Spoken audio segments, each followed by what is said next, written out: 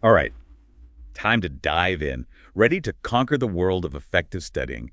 And trust me, we're going way beyond just cramming for tests here. We're talking about unlocking those long-term knowledge gains.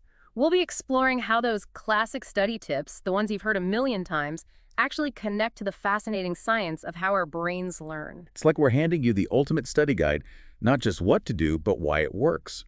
We'll unpack those strategies and, this is key, figure out how to tailor them to your own style. Because, let's face it, what works for one person might not work for another. We all learn differently, and that's a good thing. Once you understand the why behind the technique, you can turn those tips into personalized tools for success, not just something you read in a textbook. I'm already feeling smarter. Now, one thing our sources seem to agree on is the importance of setting the stage. It sounds almost too simple, but having a dedicated study space is crucial. Absolutely. It's all about minimizing distractions, right? Imagine trying to focus on this super complex concept in a room where, I don't know, there's like laundry piled up, dishes everywhere. Oh, stop! You're describing my house. See, it's like trying to cook a gourmet meal in a messy kitchen with pots and pans everywhere. Chaos is distracting. Your brain has to work so hard to filter it out. Okay, that analogy really drives the point home. And our sources also emphasize the importance of organization, keeping those notes neat and tidy, having your materials easy to find. Right. Less chaos, less for your brain to wade through. That's that cognitive load concept they talk about. Basically, a chaotic environment. It forces your brain to waste energy on the noise instead of the important stuff, the actual learning. So a calm, organized space is like giving your brain that clear runway to really soar into learning mode. Oh man, this is making me want to tidy up my desk right now. Do it. Every little bit helps. Now let's jump into a technique that often gets touted as a game changer, active recall. It's about actively retrieving information, not just passively glazing over your notes. Because let's be real, rereading notes can feel like, I don't know, staring at a phone number over and over, hoping it'll magically stick. To really remember it, you've got to dial it from memory. Exactly. Active recall, it's like hitting the gym, but for your brain. Each time you retrieve information, you're strengthening those neural pathways, making it easier to access that information later. Use it or lose it, right? Neural pathways. Okay, gotta admit, I need a little more on that. What are we talking about here? Think of them like roads in your brain, seriously. The more you use a road, like by recalling information, the smoother and faster it gets. That's why active recall is so powerful. It's like paving the way for long-term memory formation. That is such a helpful visual. So if we're talking about paving those roads and really making things stick, our sources are big on two things: practice and mnemonic devices. Both incredibly effective and, get this, they actually work because of the way our brains naturally learn. Take practice, even short bursts. It strengthens those neural pathways. It's like a regular workout for your brain, keeps things running smoothly. It's like you can't just read about playing the piano and magically become a virtuoso, right? Yeah. You've got to actually put in the time at the keys, practice. Exactly. Consistent effort over time, Yeah. that's the key to making those memories stick. And that's where mnemonic devices come in handy too. They might seem like just a fun little trick, but honestly, they're tapping into your brain's natural ability to remember patterns and associations. It's how we're wired. You know, I used to think those were just for kids, like memorizing the alphabet or something. But when you put it that way, makes sense they'd work for anyone, really. Any favorite examples come to mind? Oh, tons. One common one is using acronyms to remember lists. Like ROYGBIV for the colors of the rainbow. Or think about those jingles or rhymes used to teach children. They work because they take this potentially abstract information and make it more, well, memorable. Like those catchy tunes you just can't get out of your head, right? It's like mnemonics are all about giving our brains those memorable hooks. But what about when we need to remember larger amounts of information? Like, are we just supposed to come up with a massive rhyme for an entire textbook? That's where chunking comes into play. Our sources are pretty clear. Our brains can only process so much new information at once. Like trying to stuff an entire pizza in your mouth, not effective. Yeah. So breaking down those massive study sessions into smaller, more manageable chunks, that's the key. Exactly. Chunking information gives your brain time to absorb and process it, leading to, you guessed it, better retention. Okay, so we've got our dedicated space. We're actively recalling information, practicing consistently, using mnemonic devices, and breaking things down into bite-sized chunks. I'm already starting to feel like a studying machine. What other secrets did our sources reveal? Well, one that I find super interesting is the power of, wait for it, teaching. Wait, you mean like actually explaining what we're learning to someone else? How does that help us learn? It really is true, though, isn't it? You don't truly understand something until you've taught it to someone else. Right. And it's not just a saying, there's actually something to it.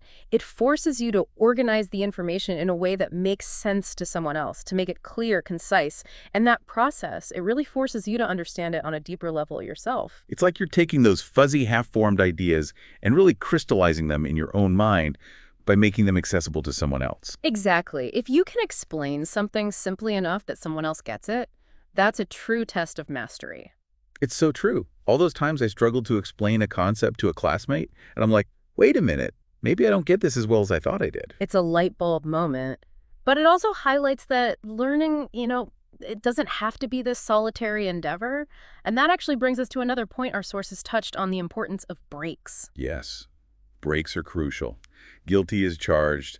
I am that person who tries to power through, but man, you hit a wall eventually. We all do. We think of breaks as, I don't know, indulgences or something. But honestly, they're essential. They help maintain focus, prevent burnout. You can't just go full steam ahead all the time. It's like trying to run a marathon without stopping. You'll just collapse before the finish line. Exactly. And just like running, it's about making those breaks count. One source actually suggested, instead of mindlessly scrolling social media, go for a quick walk, listen to some music, anything to give your brain a refresh. I could see how that would be so much better for you. What's wild to me is how all these things, they might seem small study environment, how we practice, but man, it all adds up to have a huge impact on our learning. It all comes back to how our brains are wired. And speaking of wiring, let's circle back to those learning styles we talked about earlier. Remember those neural pathways, the roads in our brains? Turns out those roads can be paved in different ways for different people. Okay, now this is where it gets interesting. You're saying that some people might have like smoother, faster pathways for certain types of learning. Exactly. Some people are visual learners, right? They thrive on diagrams, mind maps, that kind of thing. Others are auditory learners, learn best by listening lectures, discussions. And then you have kinesthetic learners, hands-on activities all the way. That makes so much sense. I've definitely noticed some study techniques just click for me, while others feel, well, like pulling teeth. So how do we figure out our own learning style? Is it as simple as like thinking about what we enjoy most? It's a start, for sure, but it usually goes a bit deeper than that. Our sources suggest try things out, pay attention to what actually helps you grasp information. Do you remember images easily? Maybe you're a visual learner. Does hearing something explained out loud make it stick better? Perhaps you're an auditory learner. This is making me want to analyze my own study habits. I've never really thought about it so deliberately before. It can be eye-opening. Once you start to identify your learning style, you can tailor all those study strategies we've been talking about to actually fit your unique needs. So instead of just trying to brute force memorize a list of facts, a visual learner might create, say, a mind map with all the colors of the rainbow, while an auditory learner might record themselves reading the information out loud and then listen back to it. Exactly. Work with your brain, not against it. And that brings us to a really important point that came up in our research: the importance of experimentation. There's no one-size-fits-all approach to studying. It's so true. What works for one person might totally flop for another. It's like trying to find your perfect coffee order. You got to experiment to discover what you like. Love that analogy. It's all about finding what works for you, what resonates with how you learn, and what helps you make those meaningful connections with the material. So how do we actually go about this experimentation thing? Do we just pick a random study technique and hope for the best? Not exactly. It's more about, I guess you could say, approaching it with curiosity. Be willing to try new things. Maybe you've always used flashcards, but you've heard about spaced repetition. Try it out. Or maybe the Pomodoro technique has caught your eye, but you've been hesitant to break up your study sessions. See if it works for you. This reminds me of that growth mindset idea. We've talked about it on the show before, Mm-hmm. that our abilities aren't fixed. We can always learn and grow. And that applies to how we learn as well, right? 100%. Embracing a growth mindset when it comes to studying, it can be transformative. It's about seeing those challenges as opportunities to grow and viewing setbacks not as failures, but as valuable feedback. So instead of getting discouraged if one study technique doesn't work, it's more like, okay, what did I learn from that? How can I adjust my approach? It's all part of that journey of becoming a more effective learner. Couldn't have said it better myself. And speaking of that journey, there's one more crucial aspect of effective studying that our sources really hammered home, And, well, it's something that's been woven throughout this whole deep dive metacognition. Meta what now? That sounds kind of intimidating. Don't worry, it's not as complicated as it sounds. Metacognition is basically just being aware of your own thought processes. Okay, so like thinking about thinking. That's a great way to put it.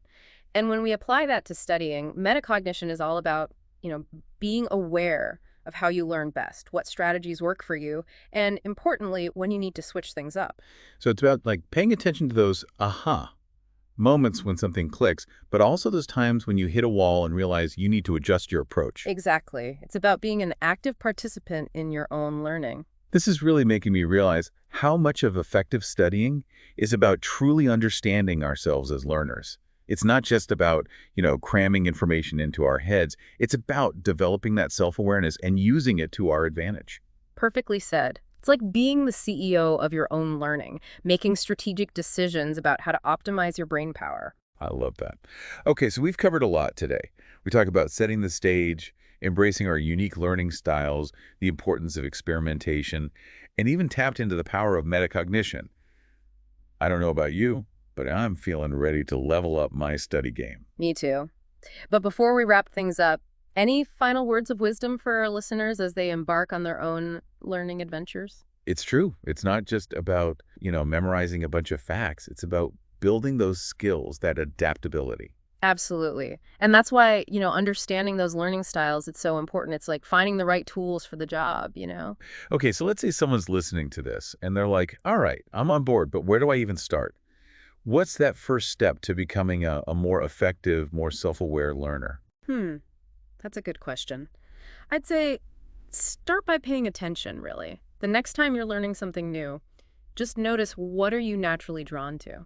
Do you find yourself like grabbing a pen and paper, jotting down notes, maybe sketching out a diagram? Or are you more of a talk-it-out learner? Got to bounce those ideas off someone else. Exactly. Or maybe you're like, nope, got to get my hands dirty, got to actually do the thing to understand it. Those are all clues. It's like becoming a detective of your own learning habits. I like that. And once you've got some clues, don't be afraid to experiment, right? Try out different approaches. We talked about active recall, spaced repetition, mnemonic devices.